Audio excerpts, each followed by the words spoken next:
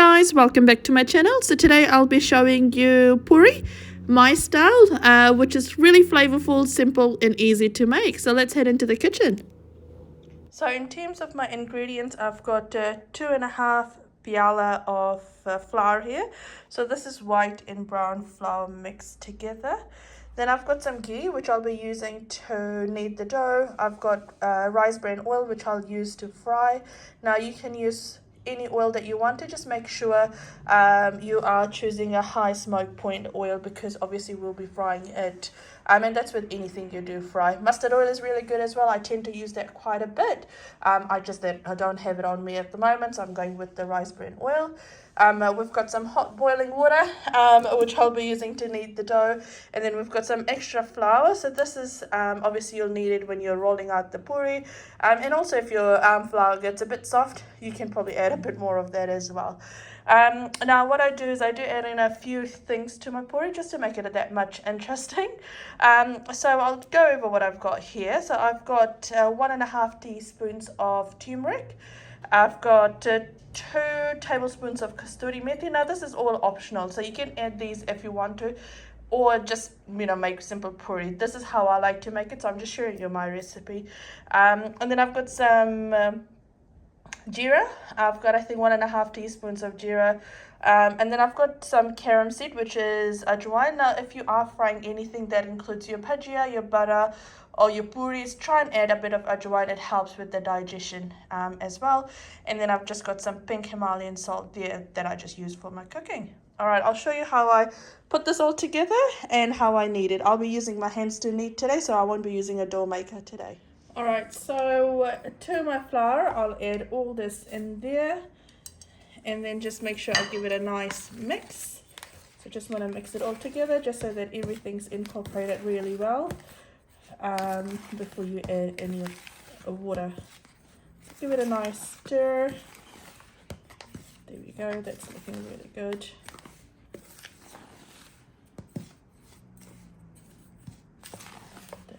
That's incorporated really well. You want to make sure that you do this just so that there's no lumps of salt in one area or haldi or anything just in one area. You want everything to be mixed together really nicely. Alright, I'll bring in my hot water now. So I don't know if you can see that or not. There's 1.7 litre of hot water in here, and I'll just eyeball it. I'll just show you how much. So that was 1.7 litre of water, and I'll just wait for it to settle so I can see how much I've used. So this is how I knead it. I like to kind of add a bit of water and just with my spoon mix it together, and then get an understanding of it. So I've just, it's just over 1 litre, so I've used about 700 ml so far, but we'll give that a knead. It seems like there's a bit more water that's needed. With the puri flour, you don't want to make it too soft. You want it to be probably the same consistency as the roti flour, or a bit tougher than that. So just give it a nice mix, with the spoon. Now with the flour and how much water it'll use, it all depends on the season that you have in your country, your flour. So with the wholemeal flour, it'll probably need a bit more water compared to if you were just using plain flour. So I'll add a bit more water in there.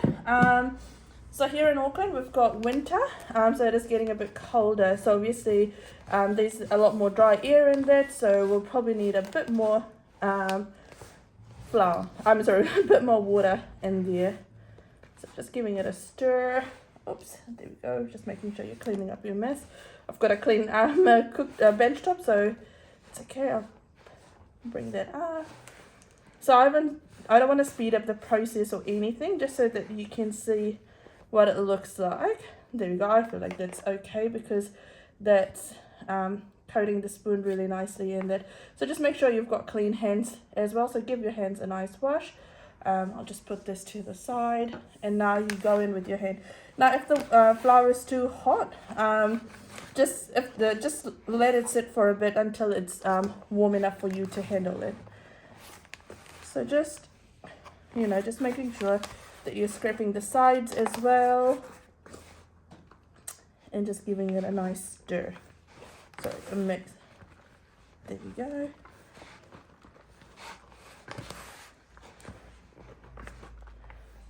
This is my favorite part of making roti or puri. I love to sano the atta. I'm just making sure that all the sides are clean and you're picking up all the dry bits, cleaning as you go as well. Cool. There we go.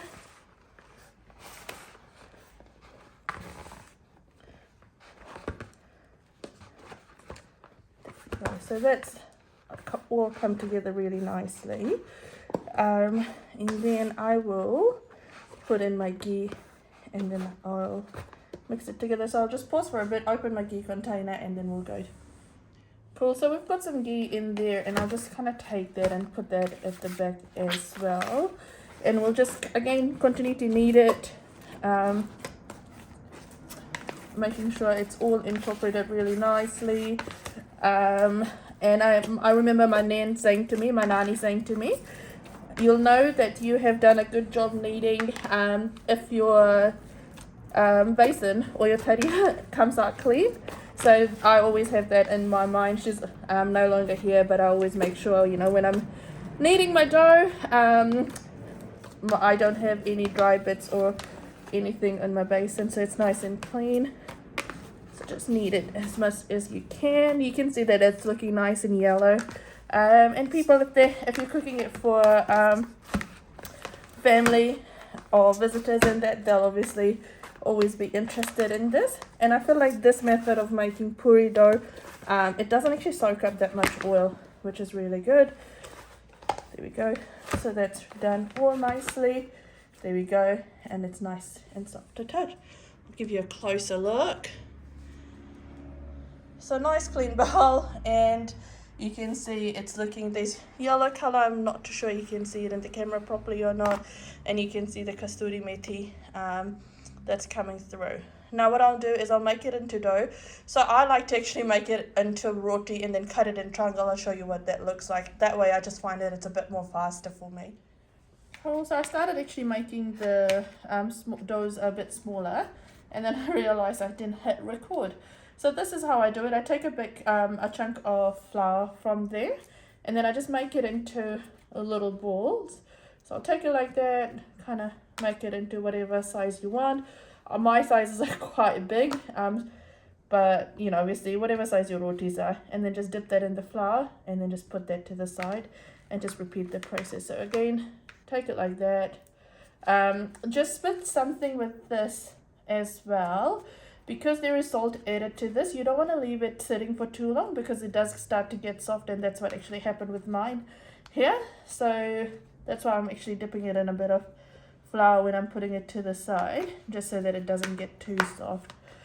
So I'll repeat the process again. So just take a bit of flour and then go like that. Here we are. And then dip it and then put it to the side.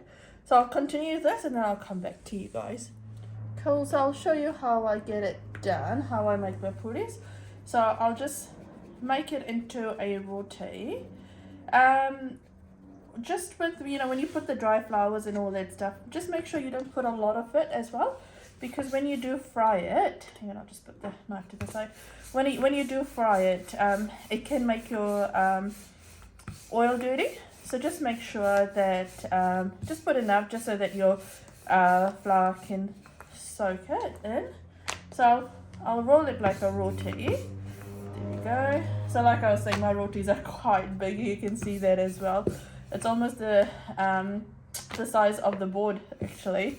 And talking about the board, you'll see that I've actually got some cloth underneath, and that's just so that my board doesn't actually go around when I bellow my roti. Okay, cool. So I've made it into a roti and I'll cut it. There we go. And you have nice triangle puri. So just put that to the side, and just and then just continue with the process. This is honestly so much faster especially when you've got a guest coming over and that, and you're cooking a lot of food. This just helps with that. So I'll continue doing all of this atta. I've got my oils that are in the back. That's that I've already put it all together in the pan and that. So I'll once I've gone halfway through, or probably 3/4 way through, I'll turn on my oil, and then so that it's ready for once I'm done, and then I can just fry it all off. There we go. Another roti done while I was talking to you guys. And just make sure that the ends are not as thick as well, because when you're fried you want everything to cook off. Oops, you want everything to cook off really nicely. So there we go. These are quite big as well, you can see.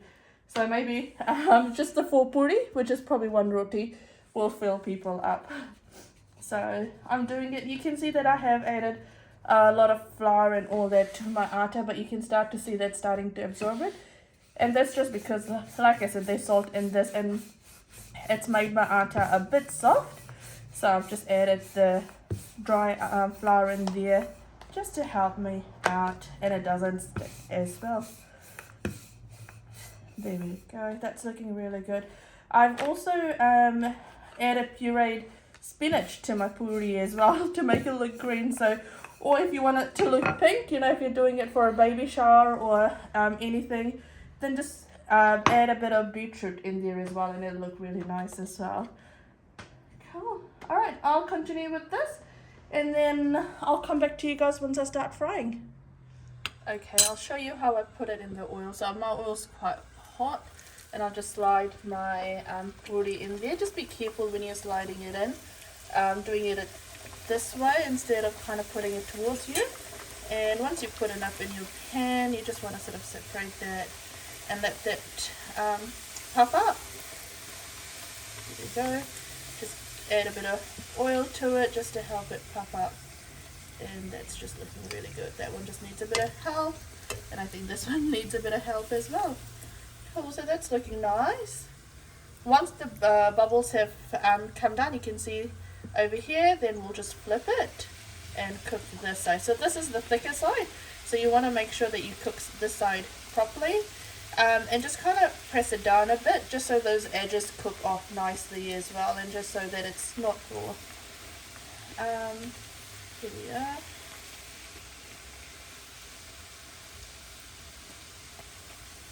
And again, use those bubbles as an indicator. As soon as that kind of goes down a bit, that's when you'll know it's cooked. So just kind of, this one's a bit of a bigger one, so I'm just kind of, there we go, just making sure all the edges are cooked off and there's no rawness there. Alright, I think I got a bit carried away looking at my puri.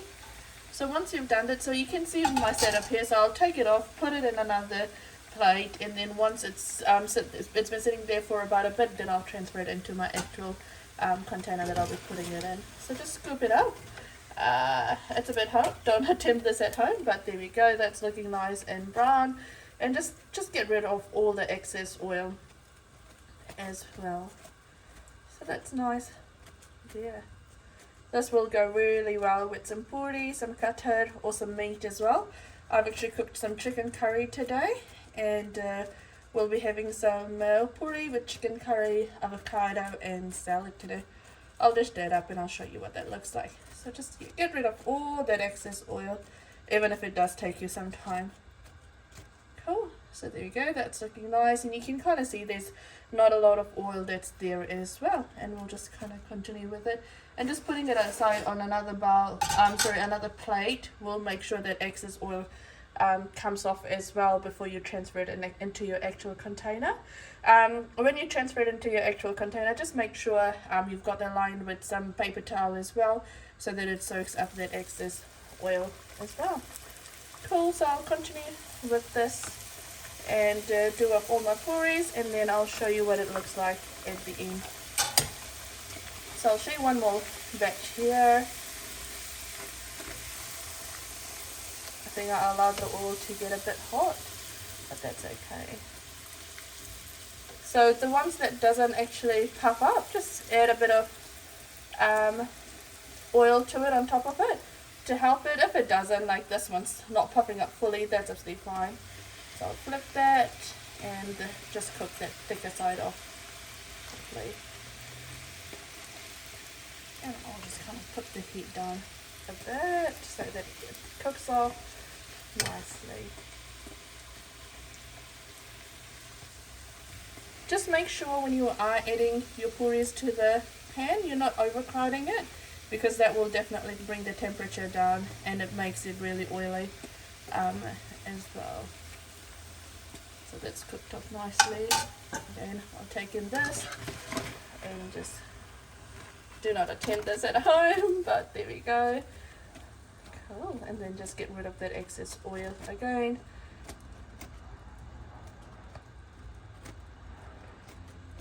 And then we'll continue with the process again. See, it's not looking as oily, and honestly, when you try this method on a bit of a high heat, you cook it off, it won't be as oily as well. So we'll just put that to the side and I'll continue with it.